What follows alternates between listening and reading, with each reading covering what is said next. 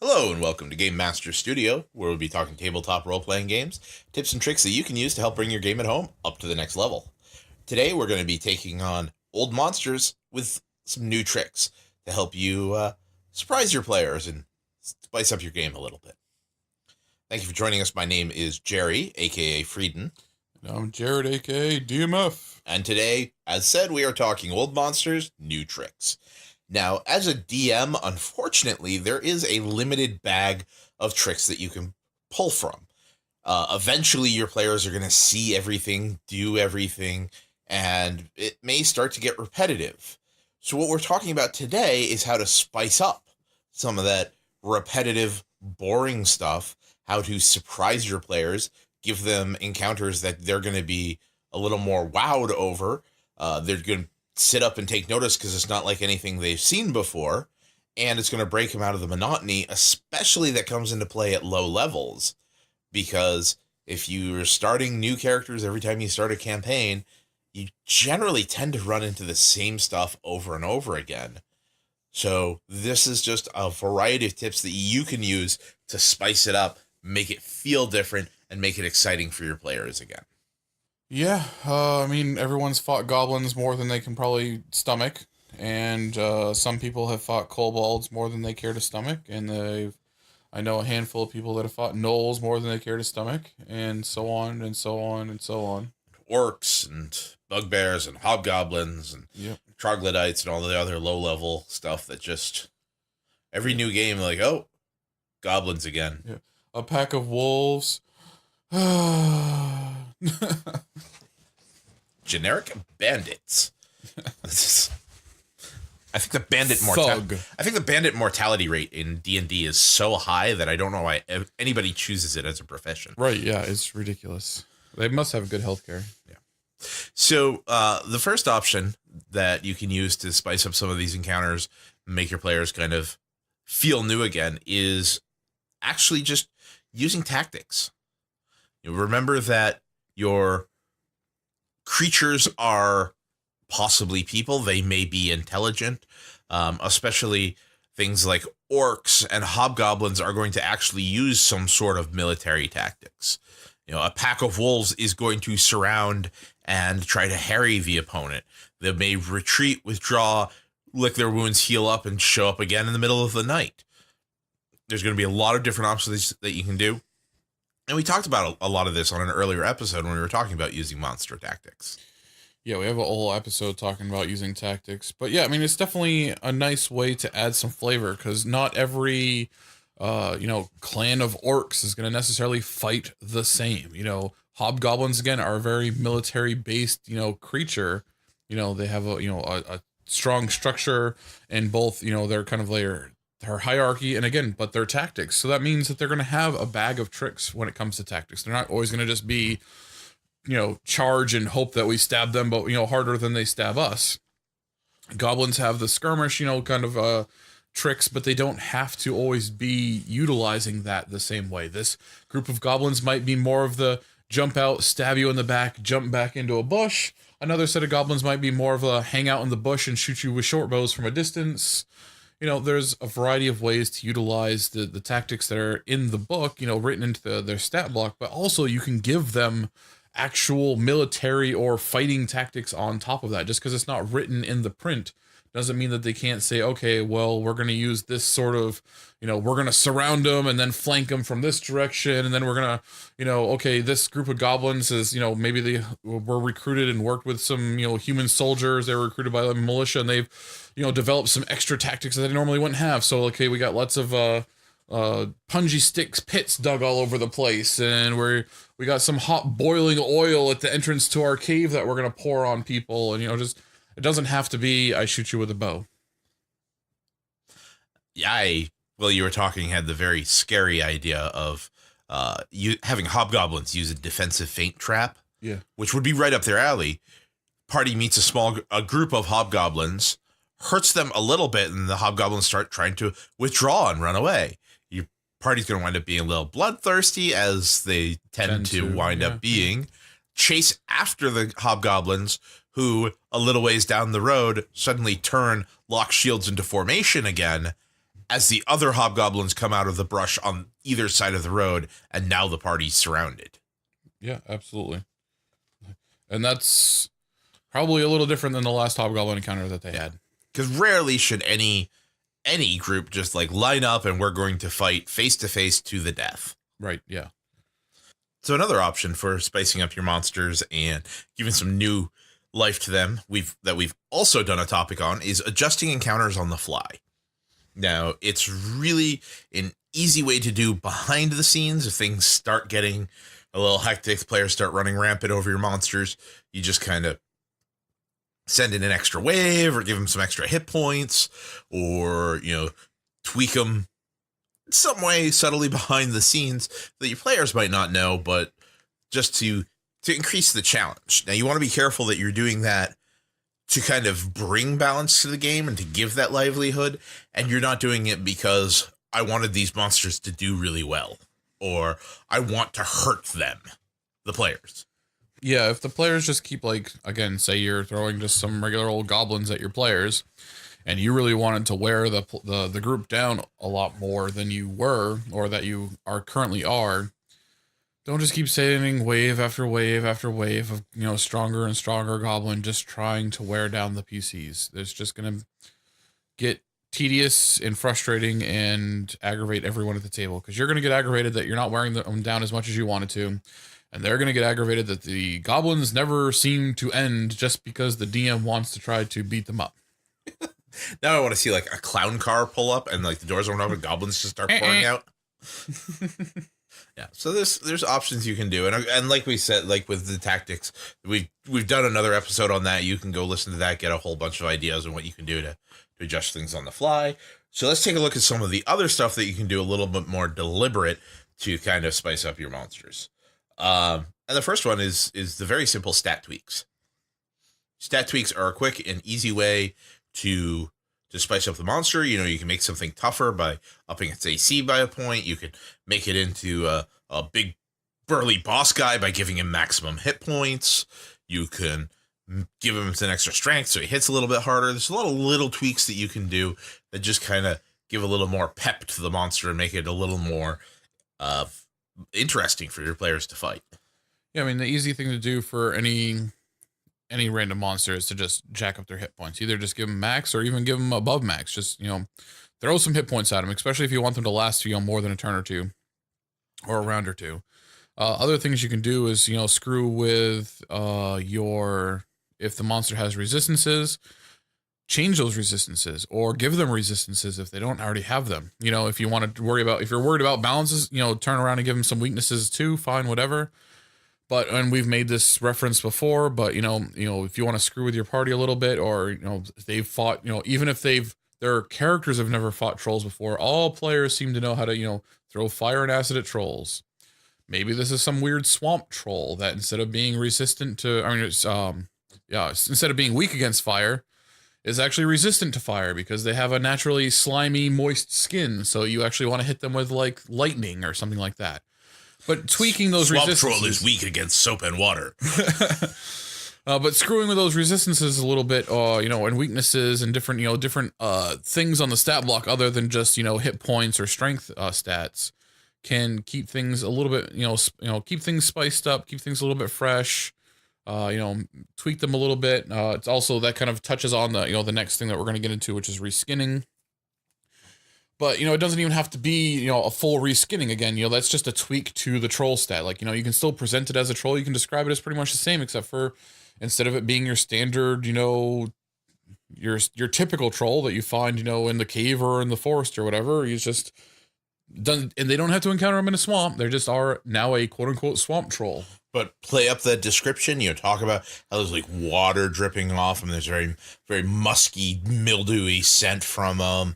And, if any of them like touch it, like it grabs one of them, or like a monk hits it, like it's a slime on its skin. Maybe it has advantage on slipping grapples. If someone tries to grapple him, he has advantage on acrobatic checks to slip out of it because he's all gooey and slippery.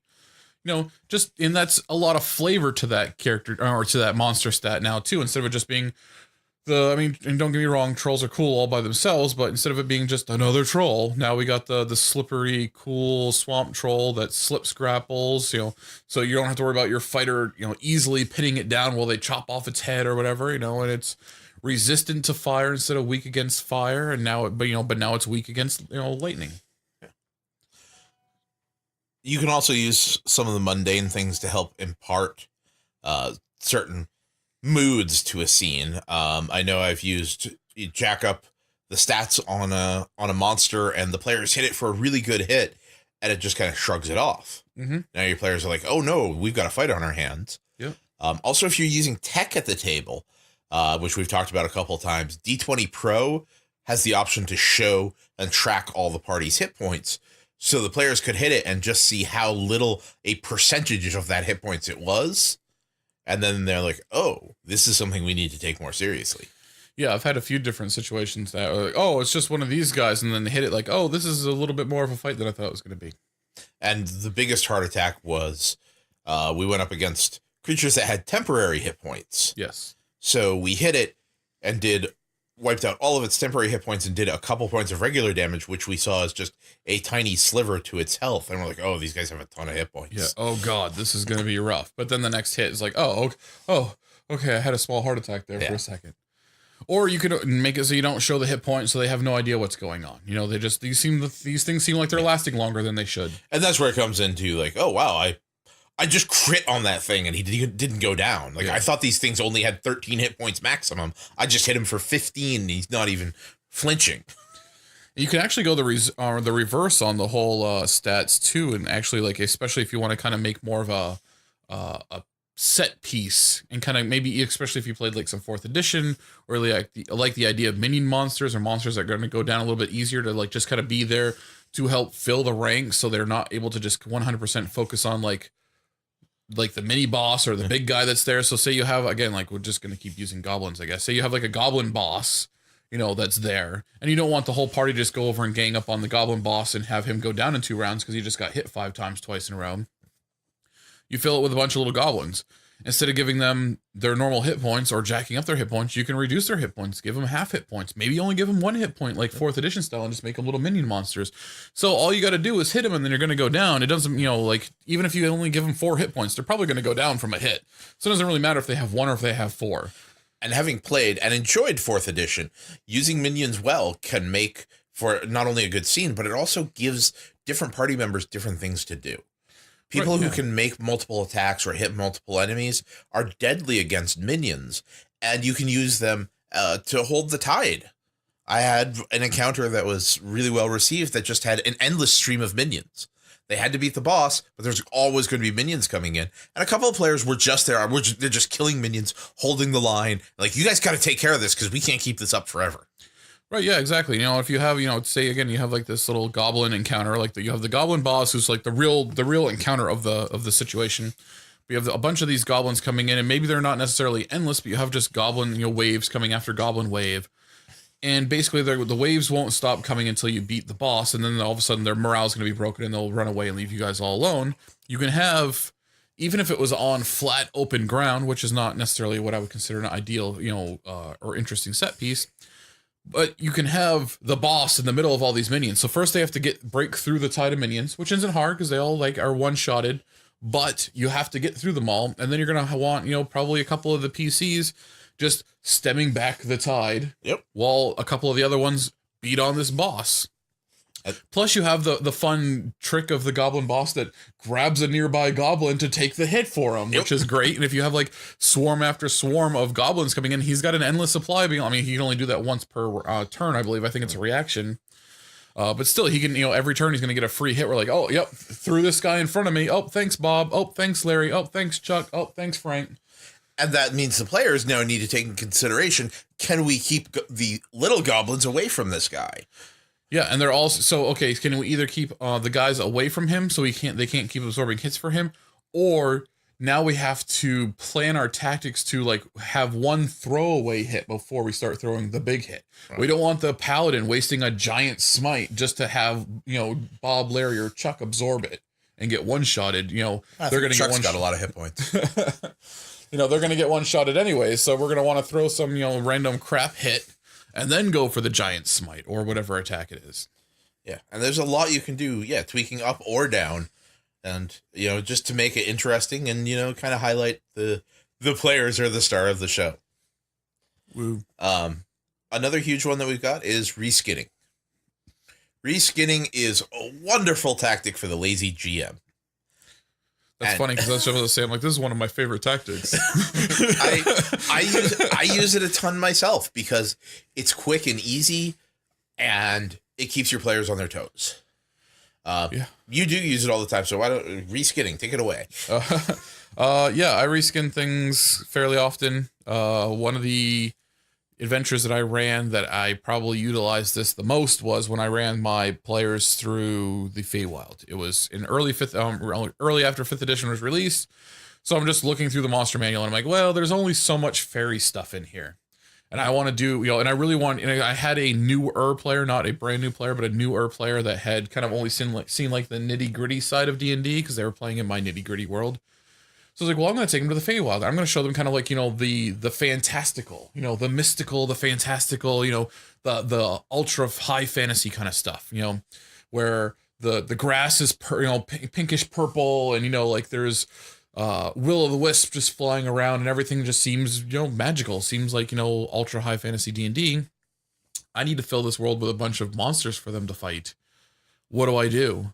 Well, the real world is just full of like, animals and beasts.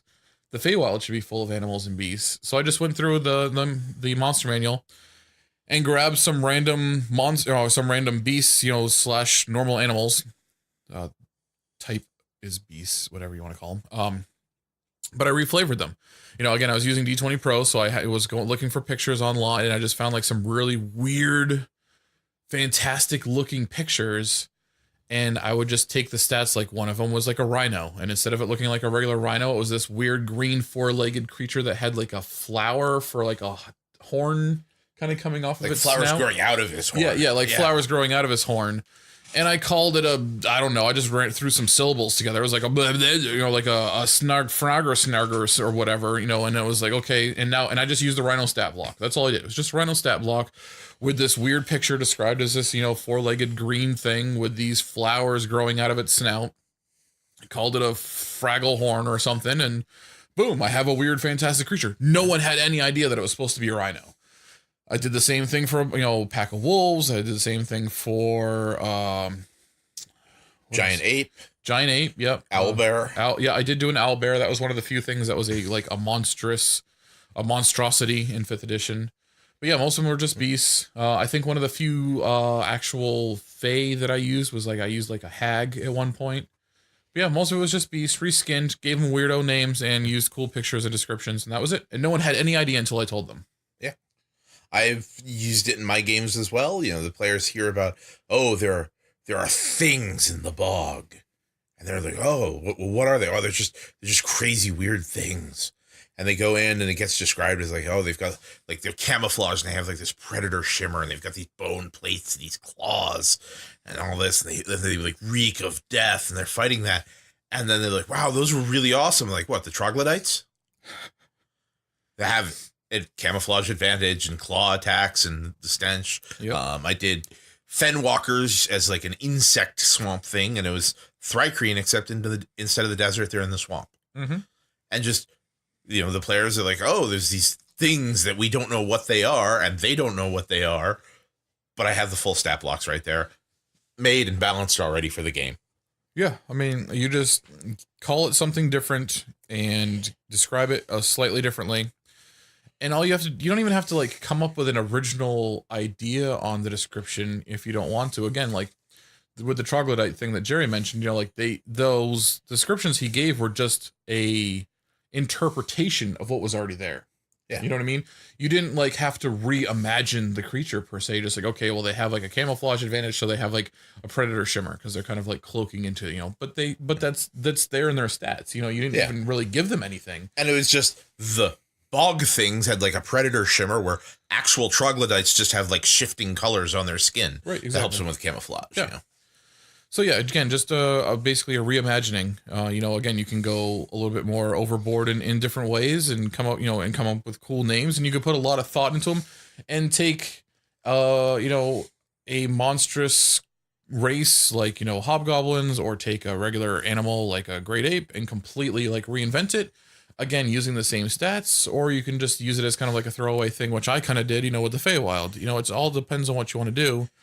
But you can go in through and say, okay, well, I have this homebrewed world, and nothing in your homebrewed world uses a standard name. Like, there's no goblins in my world. There's the choo-choos. There's no, I don't have hobgoblins. They're the great locos, and and just go through and just rename everything and give them a slightly different look or a completely different look, and use all the same stats, all the same mechanics, and all the same fluff that's built into, how they work. You just call them something different, present them a little bit differently.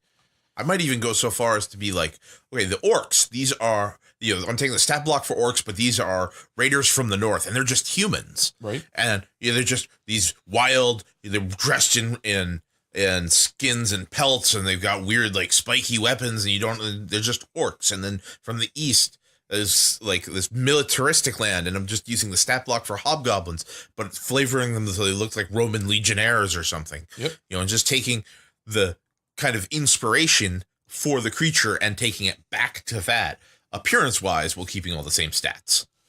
Yeah, what's interesting is I was thinking something kind of like the midway point of where I was and where you went, because I was thinking like, well, maybe you have orcs in your world, but no one calls them orcs. Technically, their race is orcs, but maybe they're known by like their clan name, or maybe like a family name or something like that. Like, there's no orcs. There's the Raka, and the Raka are the great and powerful, the orc clan, but they're always known as the Raka. They're never really referred to as orcs, even though technically, they are orcs. And if you were to ask them, like what race they are, they would say orcs, but they'd be like, but they call themselves the Raka. And you could go that and take that and say, okay, well, technically I'm not even really reskinning anything. I'm just giving them Lore. a background and lore. Exactly. And, so again, orcs are still orcs and goblins are still goblins, but the orcs are known, as the Raka, and the goblins are known as the Rasha. And, then you just go through and just add a lot of flavor and story and fluff around them.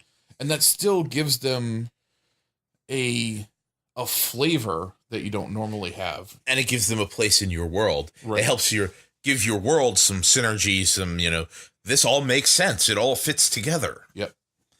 And you can just make it more immersive for your players. Because then maybe somebody is like, oh, you're a Raka? My clan is called the Raka Slayers. And I'm ready to throw down with them at any time. And now your player is more invested in your world. Mm-hmm. So there's a lot of cool stuff that you can do just by changing the names, and that's really all reskinning is. Yeah. Change the names, change the description, take all the same numbers that have already been written and balanced. Yeah. And having made some of my own creatures, it's a lot easier than making them from scratch. Trust me, it is. Yeah.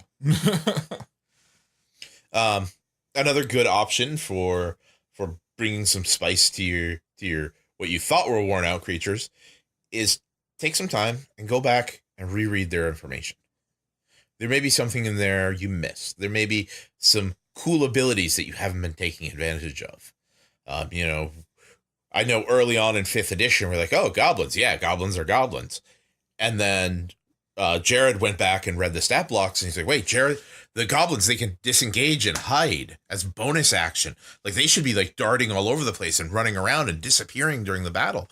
The next time we had to fight goblins, it was a pain because they're running around and dodging away and hiding, and we had to chase them down, and we're running all over the place.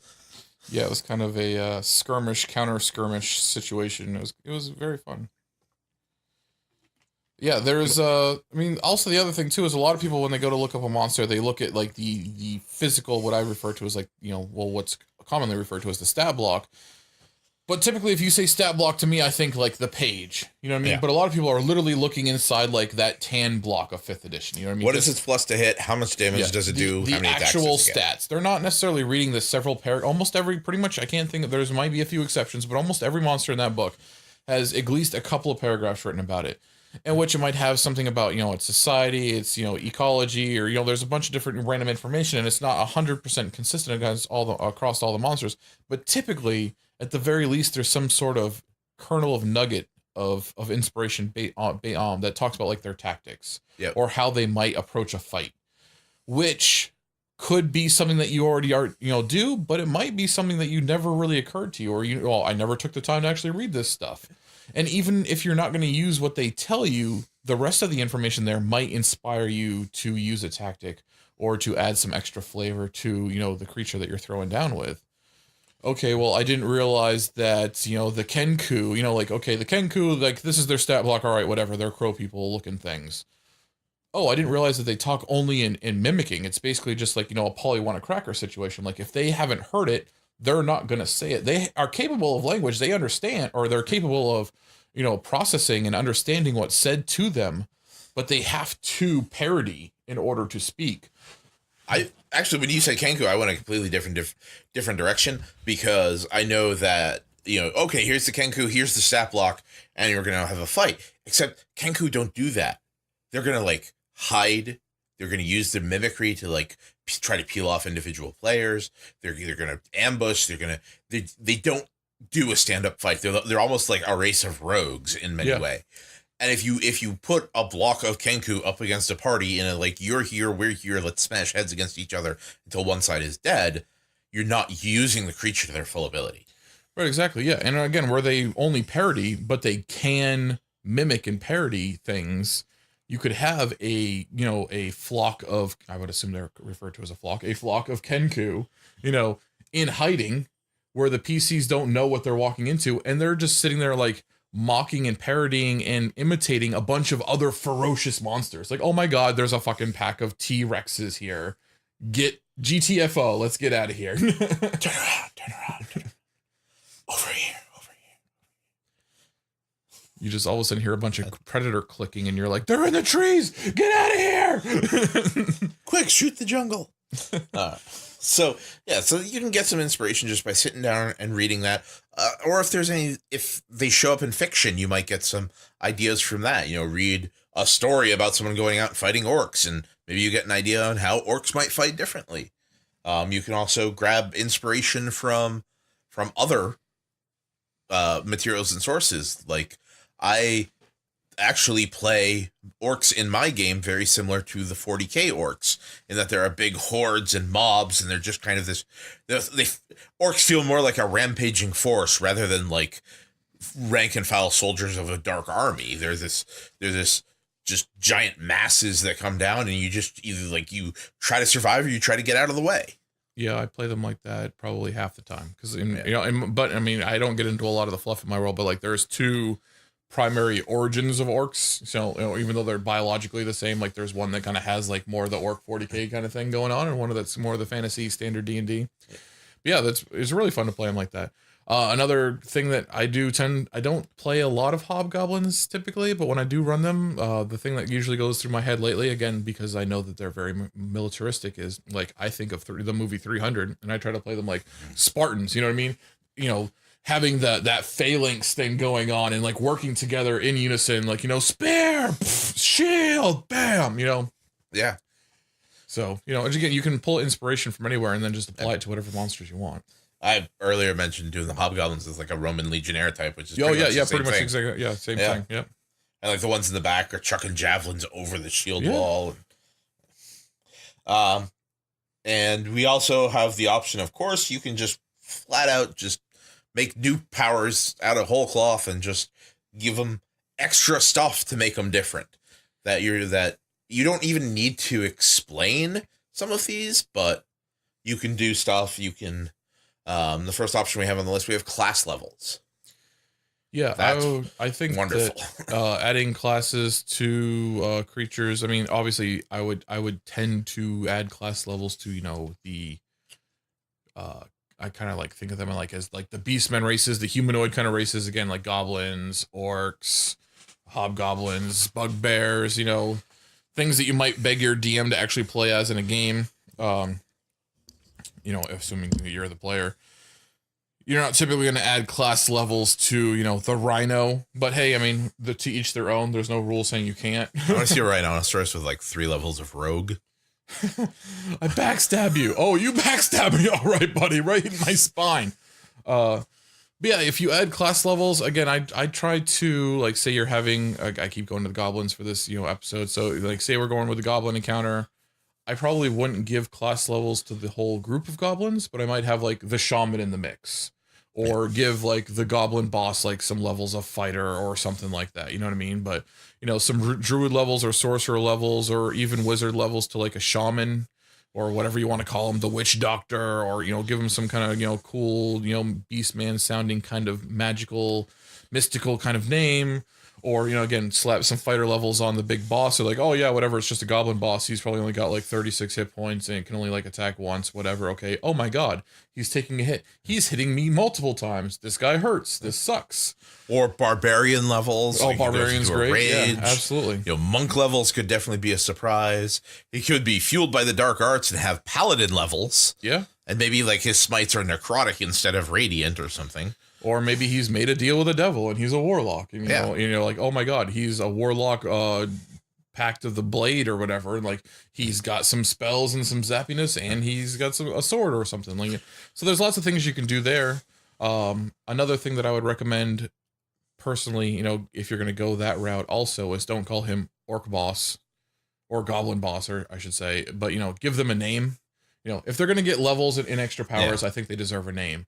And then even if you don't have other goblins there to support, when you intro them, you can throw them off because you're not introducing goblin boss number 37. You're introducing, Ook-Ok, the Great. And you're like, oh God, what the heck is an Ook-Ok the Great? Okay, and then you give the description of what it looks like, and you can go out of your way to try to make it not sound like a goblin or a goblin boss. You just describe what he looks like, with some goblin-esque features in your description. You would think he's a goblin, but goblins max out at like 4 feet tops, and this guy's like 5'5" and got a sword as big as he is. Yeah, it's crazy. You don't even look like he can wield the thing, but he's doing it with like. And then he starts like spinning it. Yeah. So that throws them off because then again, it's kind of like reskinning, but with some trickery because you've added some stuff to them. It's not just a pure reskin. You're describing them as by their name, not by their race.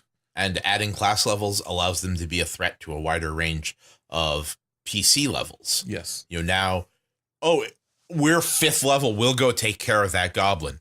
Oh, the goblin that's got 8 levels in fighter, you're just going to take care of? Yeah. Yeah, you're not taking care of him like he's no chump. Yeah. Another option is just giving him a few spells. Yep. Especially if you reflavor or reskin the spells somehow. Or you could do it with magic items. Like maybe the boss has a potion of healing on him and he gets hurt and boom, boom, downs it, heals. Oh no, now he got health back. Now we got to try to wear that down. Or, he throws a rune stone on the ground and it breaks and casts Thunderwave. Yeah, I was going to say, if I'm going to give, especially if this isn't like a big boss encounter or you're worried about your things falling into your player's hands, try to lean towards consumable items. Like, again, potions, scrolls, shatterable runes or what, however you want to disguise the spell or the ability. But again, remember, if you give them a +5 Holy Avenger, that could end up in your player's hands. which magic items is the other thing on the list. Yeah. Because you can spice it up by giving them a ring of fire resistance. Yep. Which is also fits into the internal logic of the world. Mm-hmm. We just killed the goblins. Now let's open their chest. And there's magic scale mail and a ring of fire resistance. Why wasn't somebody wearing these? Yeah. Why was it just sitting in a chest? Yeah.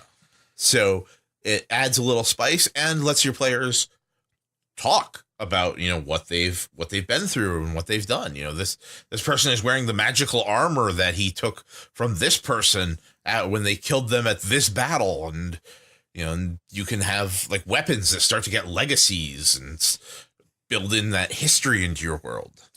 Yeah, I much prefer magic items that came from somebody or something and not from somewhere. You know, unless it was like, okay, well, I found this legendary, sword in the bottom of the pit of the abyss. I had to traverse 100 level layers of the abyss to get this sword. Then that's a story all by itself. But, finding the fire resistant scale mail on the goblin boss I had to, slay with my bare hands is much more interesting a tale than I got this out of a chest. You might have still had to go through. I killed the hobgoblin and he was sitting on a chest, and this was it. Yeah, it might have still been the same fight, but it's not going to be like, oh yeah, I killed this crazy dude and took this from his body. It's going to be, yeah, I got it out of a chest. Oh, was there anyone guarding the chest? Yeah, I mean there were some guys guarding the chest or whatever, but yeah, I found it. I think so. I think there was. Yeah, there might have been. So there's stuff you can do. Make that story and make it into a story that the players want to tell. It's much more interesting to have that than like, oh, gee, I have 3 magic swords. I can only use one of them. I'm going to keep this because it has the best stats and sell the other 2. Instead, it'll be like, I'm not selling this +1 sword. I got this from the Goblin Chieftain when we saved this town. And then you start to raise, you have like a squire that you're working with, and like, now it's time. You've proved yourself. You're part of the group. Here, as a gift, I want to give you this. This was the first, magical blade I ever used. Now I'm passing it on to you. Write your own legacy with it and add to the history. And then just, that's your players then get to walk away and go, oh, dude, this is a really cool story that happened in the game this weekend. You got to hear this. Yeah, it's much more fun for the players to live through the story a magic item might have, or for them to create a story that the magic item might have. I know a lot of people that will like, oh, well, there's this is the relic that I came up with for my game, and here's the huge epic story behind it. But you hand off the sheet of the epic story to the player, and they're gonna be like, oh yeah, whatever, cool. So this is like a +3 fire tongue sword. All right, whatever. But you make them live through the event. That, and even though that might not be the full history of this weapon, that's the history that they care about now. That's the story that they're going to tell. They're not going to recant the story, the page and a half that you wrote about the sword. They're going to recant the story of how they got the sword themselves. Yeah. And then it's just the more history that they have, that they created as part of your world, the more invested they're going to be, the more they're going to be in the game, and the more they're going to be ramping to come back. And like, I want to see what else happens.